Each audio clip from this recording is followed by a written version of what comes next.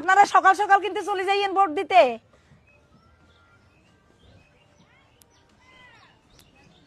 এই কাটাম না, হ্যাঁ এখানে কি চান কি?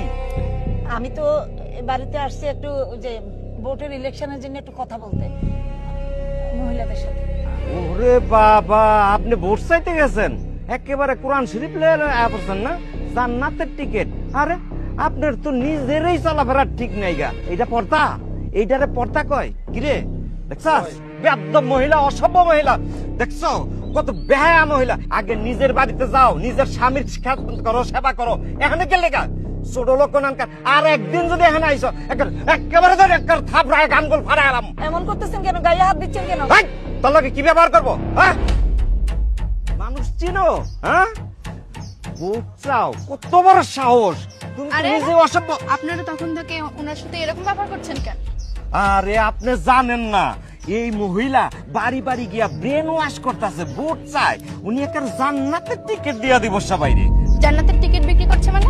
ওনার ভোট চাওয়া তো একটা গণতান্ত্রিক অধিকার। আপনি ওনার সাথে এরকম ব্যবহার করতে পারেন না। ওনার একটা অধিকার আছে ভোট চাওয়ার, বাসায় বাসায় জি। থামেন, বুঝতে পারছি। আগে বলেন আপনি কি? আমি কে মানে? আমি একজন বাংলাদেশের নাগরিক। তো আপনি নাগরিক, আমরা কি বাইশাইছি রে? আমরাও বাংলাদেশের নাগরিক। আপনি কোনো নারীর সাথে এরকম ব্যবহার করতে পারেন না। আর ভাইয়া, আপনি তখন থেকে দেখছি আপনি ফোনে ভিডিও করছেন। আপনি ওনার অনুমতি নিয়েছেন? আপনি অনুমতি ছাড়া ওনার ভিডিও করছেন, এটা তো একটা আইনত অপরাধ। এটার জন্য আপনার জেল হতে পারে। এটা কি আপনি জানেন? এই তুই এত জ্ঞান দিতে আসতেছ? হ্যাঁ তুই জ্ঞান দিতে আসছস কেন? তোর তো নিজেরই পর্দা ঠিক নাই রে।